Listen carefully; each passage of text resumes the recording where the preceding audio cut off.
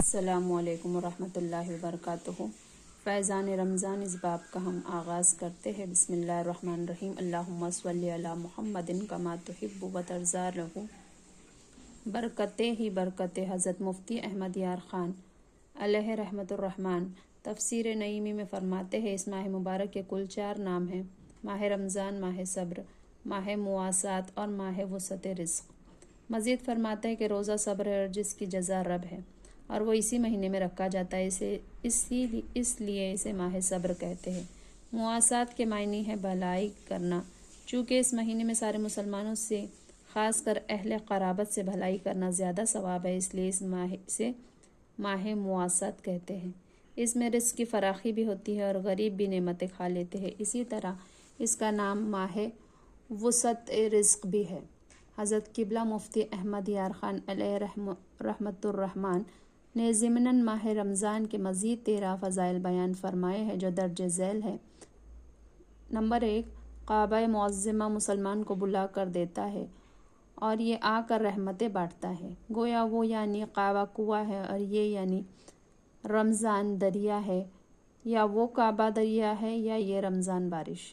Number 2، ہر مہینہ میں خاص تاریخیں اور تاریخوں میں خاص وقت میں عبادت ہوتی ہے، مثلاً بقرعید کی چند مخصوص تاریخوں میں حج، محرم کی 10 تاریخ کے افضل، مگر ماہ رمضان میں ہر دن اور ہر رات عبادت ہوتی ہے۔ روزہ عبادت، افطار عبادت، افطار کے بعد تراویح کا انتظار عبادت، تراویح کے پڑھ کر سحری کے انتظار میں سونا عبادت، پھر سحری کھانا بھی عبادت، غرض ہر آن میں خدا کی شان نظر آتی ہے۔ نمبر 3، رمضان ایک بھٹی ہے، جیسے کہ بھٹی گندے لوہے کو صاف لوہے کو مشین کا پرزہ بنا کر قیمتی کر دیتی ہے اور سونے کو زیور بنا کر استعمال کے لائق کر دیتی ہے، ایسے ہی ماہ رمضان گنہگاروں کو پاک کرتا ہے اور نیک لوگوں کے درجے بڑھاتا ہے۔ نمبر 4، رمضان میں نفل کا ثواب فرض کے برابر اور فرض کا ثواب 70 گنا ملتا ہے۔ نمبر 5، بعض علماء فرماتے ہیں جو رمضان میں مر جائے اس سے سوالات قبر بھی نہیں ہوتے۔ نمبر 6، اس مہینے میں شب قدر ہے۔ گزشتہ آیت سے معلوم ہوا قرآن رمضان میں آیا اور دوسری جگہ فرمایا اِنَّا أَنزَلْنَاهُ فِي لَيْلَةِ الْقَدْرِ۔ ترجمہ کنز ایمان، بے شک ہم نے اسے شب قدر میں اتارا۔ دونوں آیتوں کے ملانے سے معلوم ہوا کہ شب قدر رمضان میں ہی ہے اور وہ غالباً 27ویں شب ہے، کیونکہ لیلۃ القدر میں 9 حرف ہے اور یہ لفظ سورہ قدر میں 3 بار آیا ہے، جس سے 27 حاصل ہوئے، معلوم ہوا کہ وہ 27ویں شب ہے۔ نمبر 7، رمضان میں ابلیس قید کر دیا جاتا ہے اور دوزخ کے دروازے بند ہو جاتے ہیں، جنت آراستہ کی جاتی ہے اور اس کے دروازے کھول دیے جاتے ہیں، اسی لیے ان دنوں میں نیکیوں کی زیادتی اور گناہوں کی کمی ہو جاتی ہے۔ جو لوگ گناہ کرتے ہیں وہ نفس امارہ یا اپنے ساتھی شیاطین کے بہکانے سے کرتے ہیں۔ نمبر 8، رمضان کے کھانے پینے کا حساب نہیں۔ نمبر 9، قیامت میں رمضان و قرآن روزہ دار کی شفاعت کریں گے۔ رمضان تو کہے گا مولا میں نے اسے دن میں کھانے پینے سے روکا تھا، اور قرآن عرض کرے گا یا رب عز و جل میں نے اسے رات میں تلاوت تراویح کے ذریعے سونے سے روکا۔ نمبر 10، حضور پرنور شافی یوم النشور صلی اللہ تعالیٰ علیہ وسلم رمضان مبارک میں ہر قیدی کو چھوڑ دیتے تھے اور ہر سائل کو عطا فرماتے تھے۔ رب تعالیٰ بھی رمضان میں جہنمیوں کو چھوڑتا ہے، لہٰذا چاہیے کہ رمضان میں نیک کام کیے جائیں اور گناہوں سے بچا جائے۔ نمبر 11، قرآن کریم میں صرف رمضان شریف ہی کا نام لیا گیا اور اسی کے فضائل بیان ہوئے، کسی دوسرے مہینے کا نہ صراحتاً نام ہے اور نہ ایسے فضائل۔ مہینوں میں صرف ماہ رمضان کا نام قرآن شریف میں لیا گیا ہے، عورتوں میں صرف بی بی مریم رضی اللہ تعالیٰ عنہما کا نام قرآن میں آیا ہے، اور صحابہ میں صرف حضرت سیدنا زید ابن حارثہ رضی اللہ تعالیٰ عنہ کا نام قرآن میں لیا گیا ہے، جس سے ان تینوں کی عظمت معلوم ہوئی۔ نمبر 12، رمضان شریف میں افطار اور سحری کے وقت دعا قبول ہوتی ہے، یعنی افطار کرتے وقت یعنی کھجور وغیرہ کھا کر پانی پینے کے بعد سحری کر، یہ مرتبہ کسی اور مہینے کو حاصل نہیں۔ نمبر 13، رمضان میں 5 حرف ہے: را، میم، ضاد، الف، نون۔ الف سے مراد رحمت الہی، را سے مراد رحمت الہی، میم سے مراد محبت الہی، ضاد سے مراد زمان الہی، الف سے مراد امان الہی، نون سے نور الہی، اور رمضان میں 5 عبادات خصوصی ہوتی ہے: روزہ، تراویح، تلاوت قرآن، اعتکاف، شب قدر میں عبادت۔ تو جو کوئی صدقے دل سے یہ 5 عبادت کرے وہ ان 5 انعاموں کا مستحق ہے۔ جنت سجائی جاتی ہے۔ میٹھے اسلامی بھائیوں اور بہنوں، رمضان المبارک کے استقبال کے لیے سارا سال جنت کو سجایا جاتا ہے۔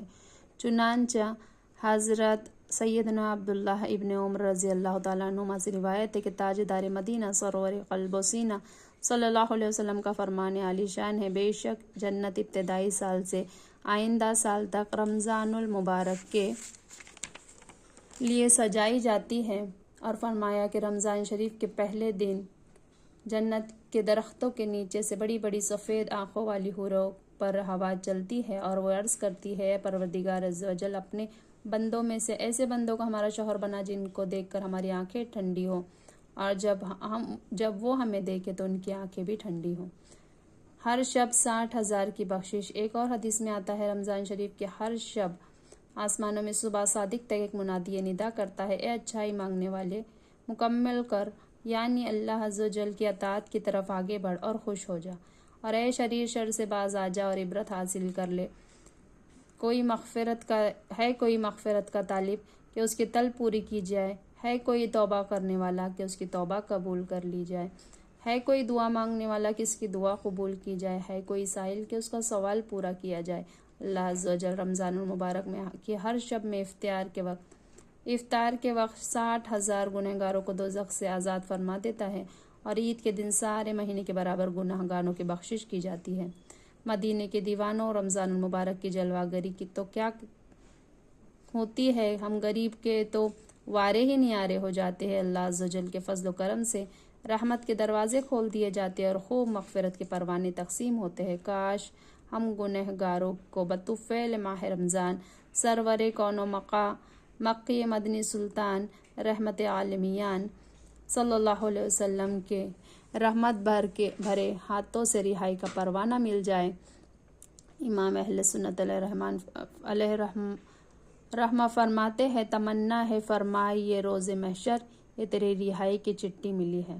روزانہ 10 لاکھ گنہگاروں کی دوزخ سے رہائی۔ اللہ عز و جل کی عنایتوں اور رحمتوں کے بخششوں کا تذکرہ کرتے ہوئے ایک موقع پر تاجدار مدینہ سرور قلب و سینہ صلی اللہ علیہ وسلم نے ارشاد فرمایا: جب رمضان کی پہلی رات ہوتی ہے تو اللہ عز و جل اپنی مخلوق کی طرف نظر فرماتا ہے، اور جب اللہ کسی بندے کی طرف نظر فرمائے تو اسے کبھی عذاب نہ دیں گا، اور ہر روز 10 لاکھ گنہگاروں کو جہنم سے آزاد فرماتا ہے، اور جب 29ویں رات ہوتی ہے تو مہینے بھر میں جتنے آزاد کیے ان کے مجموعے کے برابر اس ایک رات میں آزاد کر دیتا ہے۔ پھر جب عید الفطر کی رات آتی ہے، ملائکہ خوشی کرتے ہیں اور اللہ اپنے نور کی خاص تجلی فرماتا ہے اور فرشتوں سے فرماتا ہے: اے گروہ ملائکہ، اس مزدور کا کیا بدلہ ہے جس نے پورا کام کر لیا؟ فرشتے عرض کرتے ہیں: اس کو پورا اجر دیا جائے۔ اللہ عز و جل فرماتا ہے: میں تمہیں گواہ کرتا ہوں کہ میں نے اس کو بخش دیا۔ سبحان اللہ۔ جمعہ کی ہر گھڑی میں 10 لاکھ کی مغفرت۔ تنبیہ الغافلین میں سیدنا فقی ابو اللیث سمرقندی رحمۃ اللہ علیہ نے ایک طویل حدیث نقل کی ہے کہ جس میں یہ بھی ہے: اللہ عز و جل ماہ رمضان میں روزانہ افطار کے وقت 10 لاکھ ایسے گنہگار کو جہنم سے آزاد فرماتا ہے جن پر گناہوں کی وجہ سے جہنم واجب ہو چکا تھا۔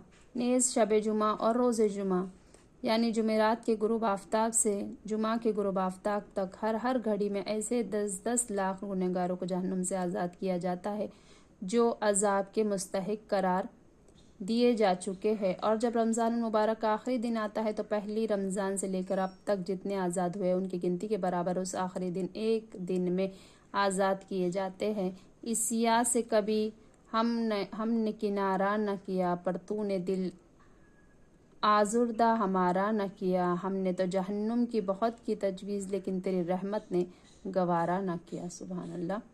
پہلے کے گناہ معاف۔ حضرت سیدنا ابو ہریرہ رضی اللہ تعالیٰ عنہ سے روایت ہے کہ شہنشاہ مدینہ سرور قلب و سینہ صلی اللہ علیہ وسلم نے ارشاد فرمایا: جو ایمان کی وجہ سے اور رمضان کے لیے رمضان کا روزہ رکھے گا اس کے اگلے گناہ معاف کر دیے جائیں گے، اور جو ایمان کی وجہ سے ثواب کے لیے شب قدر شب قدر کے قیام کریں گا اس کے اگلے گناہ بخش دیے جائیں گے۔ میٹھے میٹھے اسلامی بھائی اور بہنوں، ان تینوں احادیث بالا میں اللہ عز و جل کے کس قدر عظیم الشان انعام و کرام کا ذکر ہے۔ سبحان اللہ، اللہ عز و جل روزانہ 10 لاکھ ایسے گناہوں کی بخشش ہو جایا کرتی ہے جو اپنے گناہوں کے سبب جہنم کے حقدار پا چکے ہیں۔ نیز شب جمعہ اور روز جمعہ کی تو ہر گھڑی میں 10 لاکھ گنہگار عذاب نار سے آزاد قرار دیے جاتے ہیں۔ اور پھر رمضان المبارک کی آخری شب تو کیا ہی خوب بہار ہے کہ جتنے سارے ماہ رمضان میں بخشے گئے تھے ان کے شمار کے برابر گناہ گار اس ایک رات میں عذاب نار سے نجات پاتے ہیں۔ اے کاش اللہ عز و جل ہم گنہگاروں کو، بدکاروں کو بھی ان مغفرت یافتگان میں شامل کر لے۔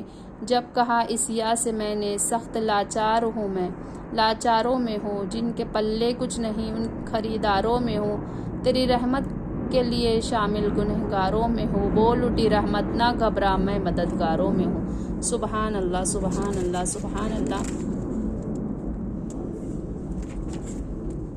اللہ تعالی ہمیں رمضان المبارک کے فیوز و برکات سے مالا مال فرمایا۔ اللہ تعالی سے دعا ہے کہ اللہ تعالی ہمیں رمضان کی برکتوں سے نوازے اور سننے، سنانے اور اس پر عمل کرنے کی توفیق عطا فرمائے۔ وآخر الدعوانا والحمد للہ رب العالمین۔ سبحان ربک رب العزت عما یصفون وسلام علی المرسلین والحمد للہ رب العالمین برحمتک یا ارحم الراحمین۔ اللہم صلی علی سیدنا مولانا محمد کما تحب و ترضی۔